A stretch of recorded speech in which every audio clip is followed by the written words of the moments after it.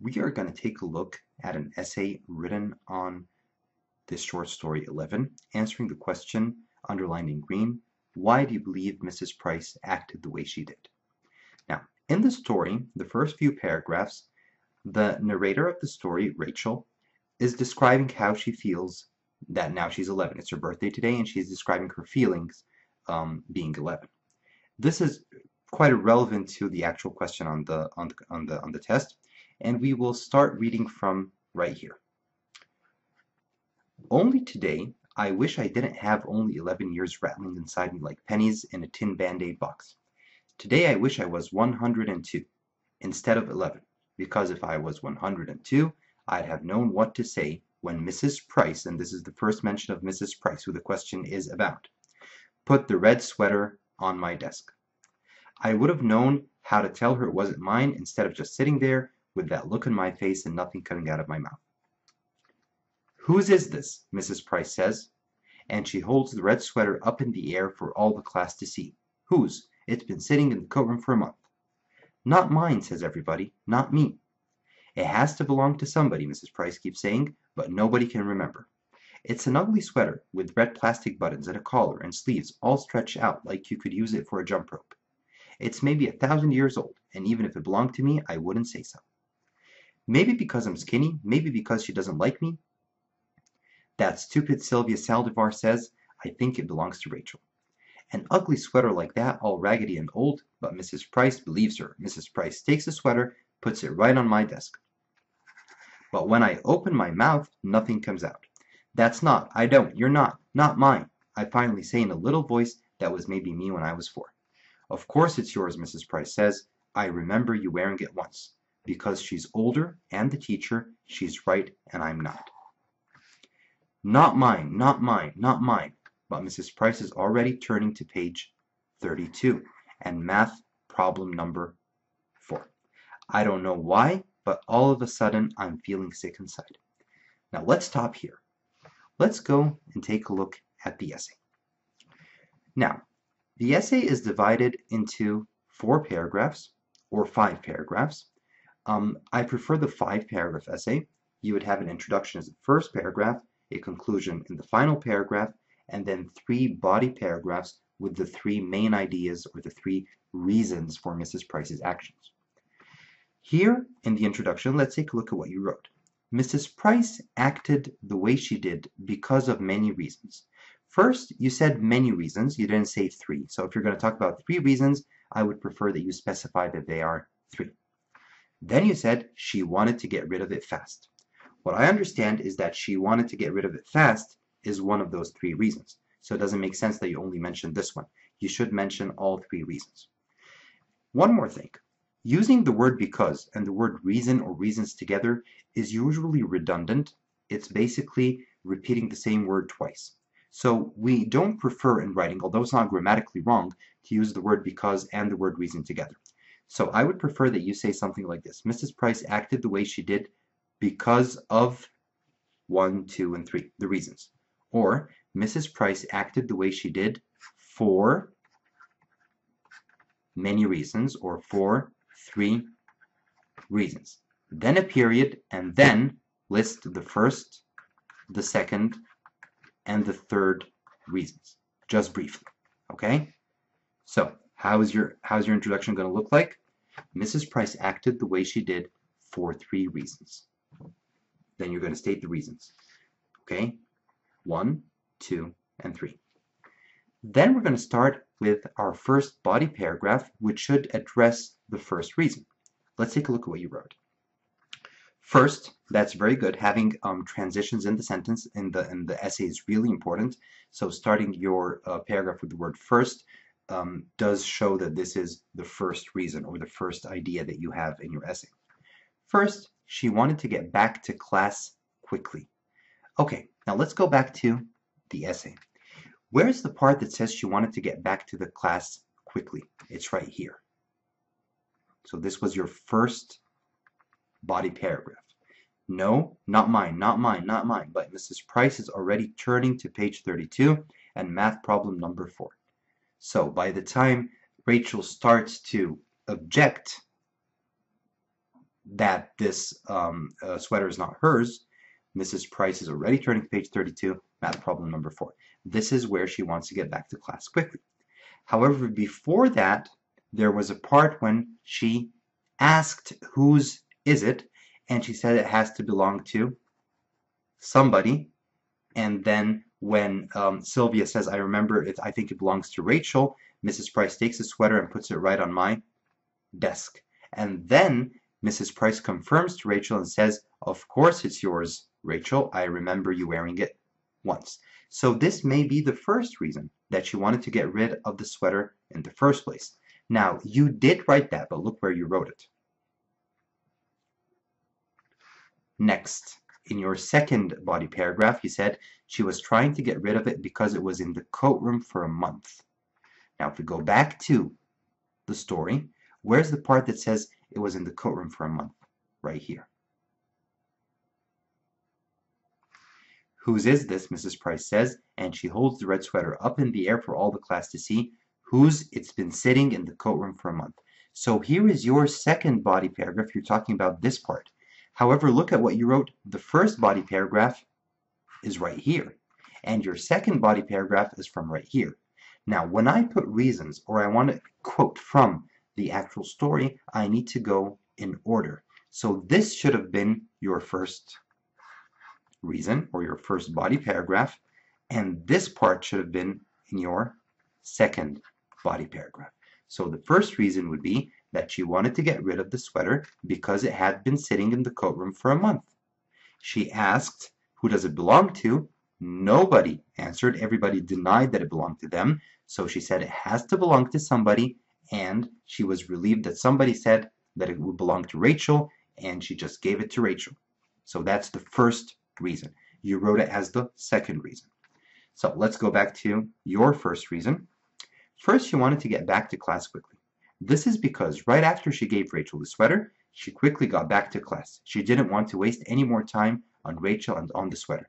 Now, to confirm what I just said a little while ago, see what you said here? She didn't want to waste any more time. That means that she already had wasted time before when she was trying to search for the owner of this sweater. So it would have made sense that the first reason would be that she wanted to get rid of the sweater in the first place and was looking for an owner for that sweater. Then the second reason would be that she wanted to get back to class quickly. Okay? So you need to flip reasons 1 and 2. Okay. She didn't want to waste any more time on Rachel and the sweater. As you can see, in all of this paragraph, you did not quote anything from the actual story. And when you have an essay about a short story or a story like this, and probably this is what you will see on the Bergen Academies test, you need to quote for every single reason from the story.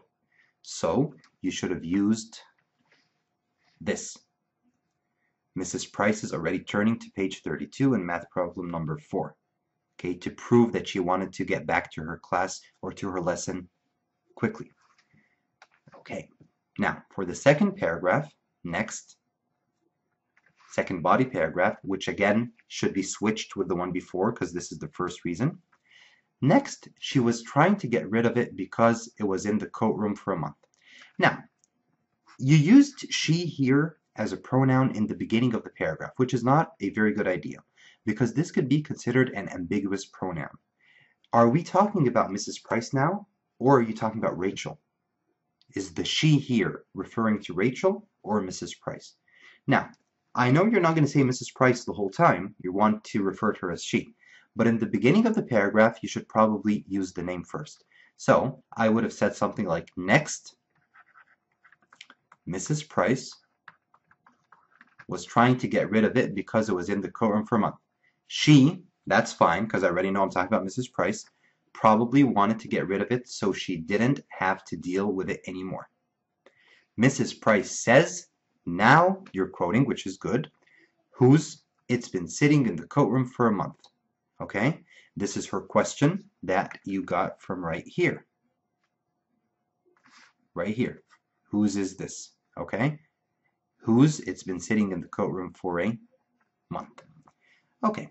Now, we could have also continued the quote by saying that she said it has to belong to somebody, or that she even told Rachel, of course it belongs to you. All this is proof that she wanted to get rid of this sweater in any way.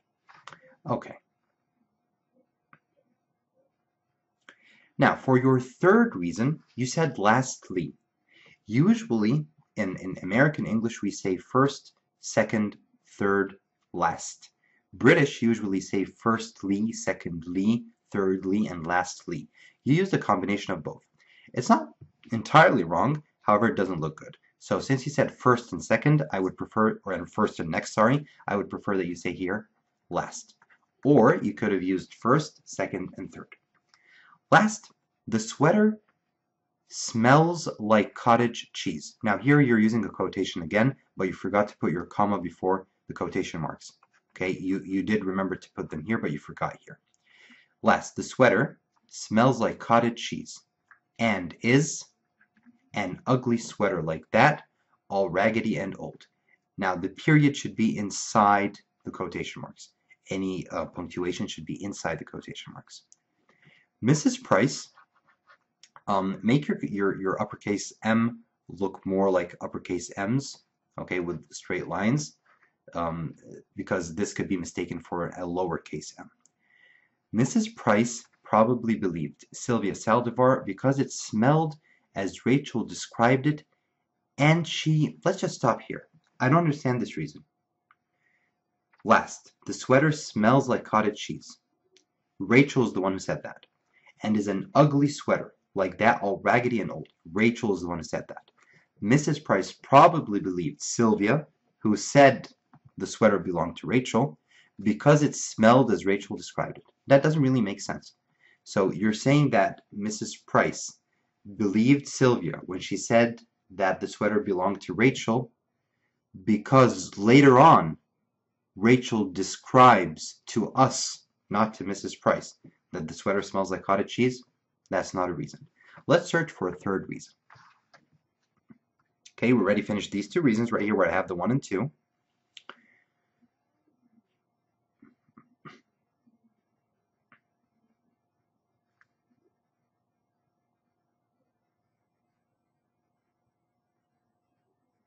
Okay, let's take a look from here. In my head, I'm thinking, how long till lunchtime? How long till I can get till I can take the red sweater and throw it over the schoolyard fence, or leave it hanging in a parking meter, or bunch it up into a little ball and toss it in the alley. Except when math period ends, Mrs. Price says loud and in front of everybody, "Now, Rachel, that's enough," because she sees I've shoved the red sweater to the tippy-tip corner of my desk, and it's hanging all over the edge like a waterfall, but I don't care. "Rachel," Mrs. Price says, she says it like she's getting mad, "you put that sweater right on. You put that sweater on right now, and no more nonsense." But it's not. "Now," Mrs. Price says. So here is her third action. Okay, she insists for the third time that Rachel is the owner of the sweater. Not only does she insist that this is Rachel's sweater, she also insists that Rachel put it on. So it's not enough to put it on your desk, she wants her to put it on. Why do you think she did that? Maybe because she doesn't want any more waste of time. Maybe because she doesn't want to disrupt her classroom anymore. She can see that Rachel is sitting down, is annoyed having the sweater like that. She's putting it on the tippy tip of corner of her desk, like she said, which means everybody else in class can see it. So maybe everybody's looking at the sweater, they're talking about the sweater. They are trying to waste time, or she's afraid that she will ruin her lesson. So she orders Rachel to put on the sweater. So that would be the third reason, and all of these reasons revolve around one main idea, is that Mrs. Price did not want to waste time. She wanted to get it over with, okay? So I believe this should be your third reason. Okay, let's take a look at your next paragraph.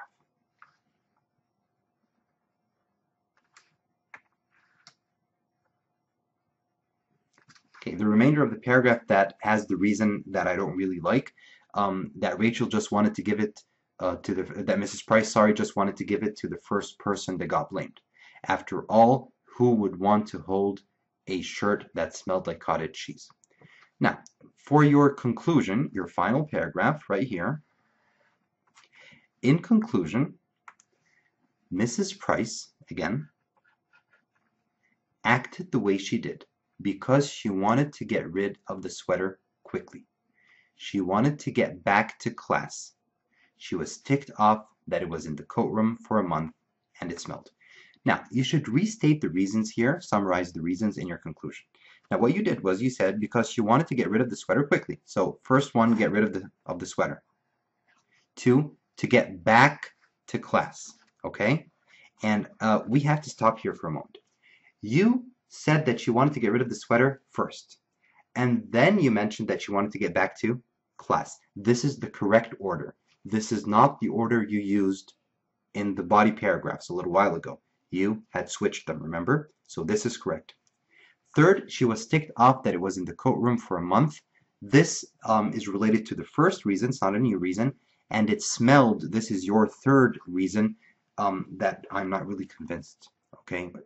So you should say, because she wanted to get rid of the sweater quickly, that's number one. She wanted to get back to class, that's number two. And she did not want to waste any more time, which was obviously happening when Rachel was crying and was putting the sweater on the very tip of her desk, and that's why she told her to put it on immediately. Now, this is a good restatement of the three reasons, the way we said it right now. However, the conclusion should have something stronger at the end. You should have some kind of a close to your essay. As I explain in the book, you can use quotations, you can use an anecdote, you can use something not directly from the passage, or you can get a quote from the essay, from the passage, from the short story itself, and end with it, something that Rachel says at the end about her experience that day. Or you can simply stress on what happened later on, and that is that one of the girls in the class remembered that it's her sweater, and Mrs. Price didn't bother to even apologize to Rachel, or she didn't make an issue about it. She just watched Rachel while Rachel gave the sweater to its owner, and she didn't say anything after all that she had done. And maybe here you could give us your opinion about her actions here. So usually in the conclusion, we summarize our three reasons, and we close using a quote from the story, a quote from outside the story, or an extra idea from something that closes the story, like Mrs. Price's reaction after the real owner was discovered. Let's take a look at the conclusion. In conclusion, it's a good word. Conclusion, you could say to conclude, finally, in the final analysis, ultimately, something like that. Mrs. Price acted the way she did. I really like how you restated the question here in the conclusion. This is very important. We always want to remind the grader that we are actually answering the question that they have on the test. So the question was, why do you believe Mrs. Price acted the way she did?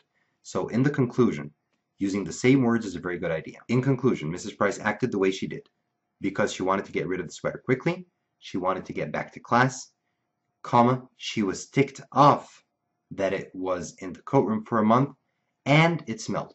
Now, these are four. Again, it smelled was not a reason. Ticked off that it was in the coat room for a month, we said, belonged to the first reason, so you should restate this in a way that actually summarizes the three new reasons that you put. Okay, overall, your essay is good. Minor mistakes, as I mentioned. The most important mistake or the most important drawback in your essay, I believe, is the third reason that was not really thought out well. The second thing is you did not use quotations from the story enough. In every paragraph, I want you to, at least in the body paragraphs, to prove the reason that you're talking about, to prove what you're talking about by using a quote from the actual story. This is also really, really important. Other than that, better handwriting, some grammar mistakes or things that we really don't like the ambiguous pronoun is something that you should avoid. You lack stronger words. Please go over the list in the book, in the third edition of my book. You'll find a lot of alternatives to easy words, some harder words or more impressive words that maybe you should put. And finally, using transitions, words like because, however, nevertheless, moreover, furthermore, although, okay, on the one hand, on the other hand, things that convey the meaning that we want and the relationships between the sentences. Other than that, I think you did a really good job, and I look forward to grading your next essay. Thank you.